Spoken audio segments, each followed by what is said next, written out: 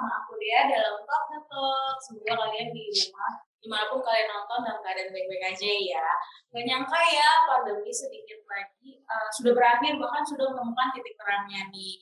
Bahkan buktinya, New Zealand yang terkenal sangat ketat dalam penanganan COVID-19 akan membuka bordernya untuk mahasiswa internasional.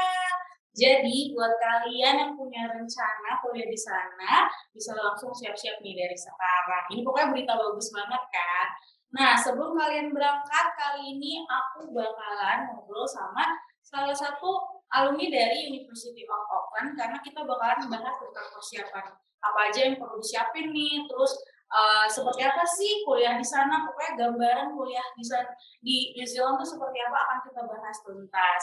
Nah, sekarang sudah bergabung sama kita Nisa. Hai Nisa, apa kabar? Boleh perkenalan diri dulu ya? Hai Dea,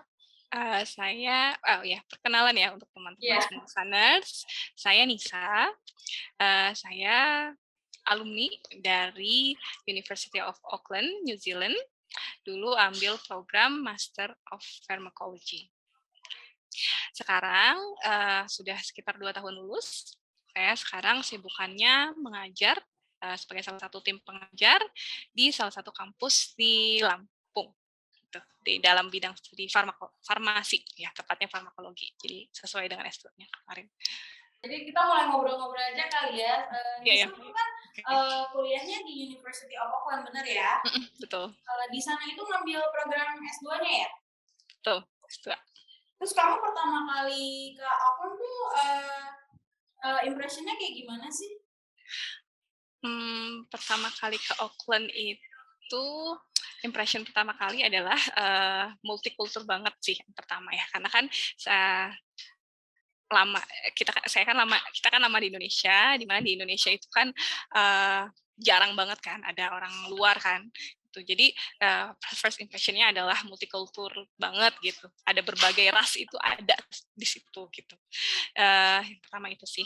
Yang kedua ramah-ramah orangnya gitu. Jadi ramah-ramah banget orangnya dan helpful.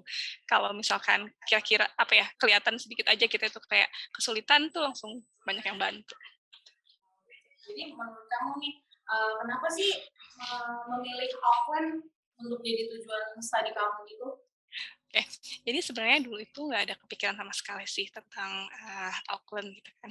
Jadi awalnya itu saya tuh mungkin agak beda ya, anti mainstream sih kalau cerita saya dibanding cerita orang lain misalkan. Kalau saya itu berangkat dari saya dulu awalnya jadi waktu itu saya udah tahu saya mau ngapain gitu ya. Saya kan science nih, anak science ya. Jadi saya udah tahu banget saya tuh minatnya apa.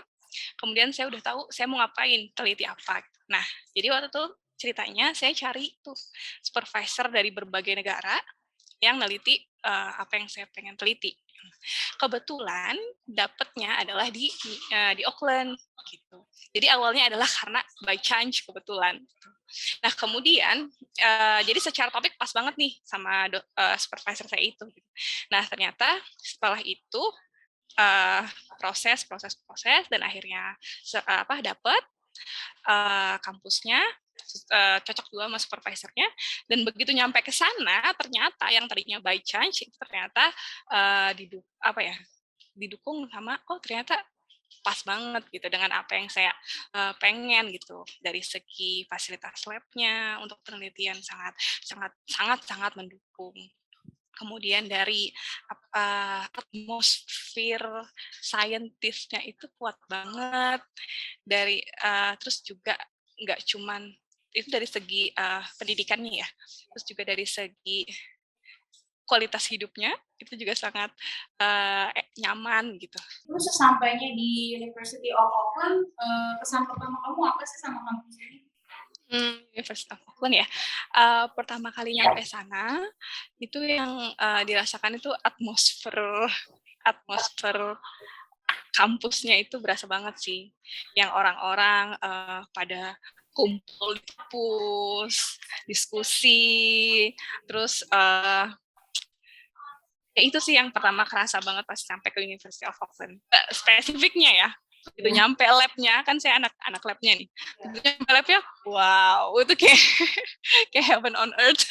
Soalnya kayak benar-benar mengakomodasi pekerjaan-pekerjaan laboratorium yang cepat dan banyak gitu. Jadi labnya tuh berkesan banget buat kamu ya? Iya, jadi untuk teman-teman yang di bidang sejenis gitu, jadi recommended sih. Sempat ada culture shock nggak sih setelah S1 di Indonesia terus S2-nya tuh di University of Auckland gitu? Ya, iya sih banyak.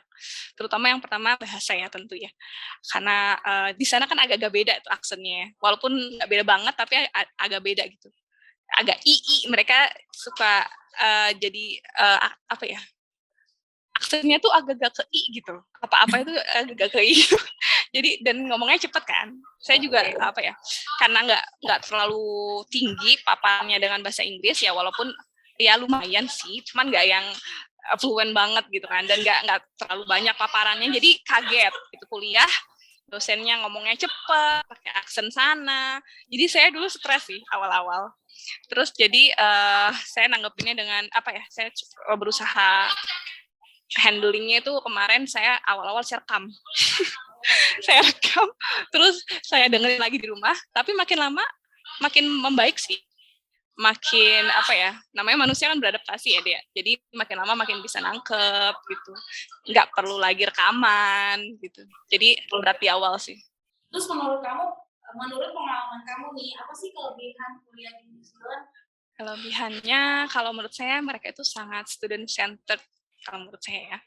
Jadi mereka tuh kalau yang saya lihat kemarin itu benar-benar open gitu terhadap pertanyaan-pertanyaan dari mahasiswa, keluhan, pokoknya semuanya diakomodir. Jadi sangat student centered. Kayak dosen saya tuh pernah nanya, boleh nggak ya saya nanya ini? Pada prinsipnya mahasiswa selalu bisa menanyakan apapun, nanti tinggal cara jawab saya aja gimana gitu. Terus bahkan juga lebih intimate ya? Iya, lebih cara mereka menanggapi itu intimate sih. Jadi kayak case kamu apa, saya masuk banget di case kamu gitu. Jadi student center itu sih pelayanan banget sih mereka. Nah ini kita udah ngebahas tentang kuliahnya kan. Nah kalau misalnya nih lagi ada waktu senggang kuliah gitu, kira-kira Nisa di Auckland tuh ngapain aja sih? Ya, kemarin tuh saya cukup padat banget sih ya, karena lab itu kan padat ya. Jadi kalau ngelihat kanan kiri teman-teman sih nggak, yang lain lumayan banyak tuh senggangnya. Saya kemarin nggak terlalu banyak senggangnya, tapi kalau dapat senggang lumayan juga sih, tapi dapat senggangnya masih bisa jalan-jalan. Kalau cuma sedikit-sedikit waktunya biasanya saya makan es krim, jajan es krim sambil jalan-jalan di kotanya, itu banget sih. Apa ya, berkesan, saya sampai suka mimpi mimpi jalan-jalan makan es krim di sana, itu berkesan banget sih. Karena es krimnya kan susunya ya, New Zealand kan sapi ya, kenalnya sapi. Jadi susunya enak banget, seger banget rasanya, dan es krimnya tuh enak banget gitu. Jadi suka jalan-jalan makan es krim. Sesimpel itu ya? Iya, waktu sempitnya ya. Kalau sempit waktunya, kadang-kadang ke perpusnya itu bukanya hari libur buka, dan perpus kotanya ya, perpusnya itu kayak mall, jadi seru, dan pinjam buku bebas, mau dikembaliin kapan aja, mau diperpanjang berapa kali, perpanjang by online, gampang. Kalau waktu luangnya panjang, kayak libur semester gitu, jalan-jalan sih. Jalan-jalan agak jauh trip gitu. Ini kan sekarang Nisa udah di Indonesia ya, apa sih yang bikin Nisa tuh kangen banget waktu kuliah di sana?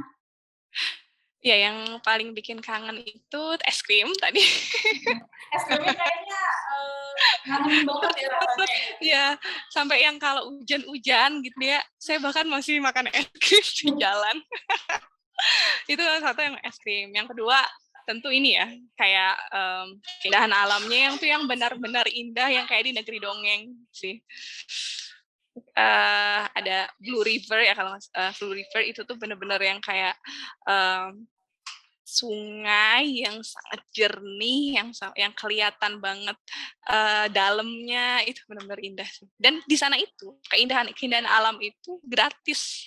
Gratis ya? Nggak bayar, iya. Cuman modal transport aja sih.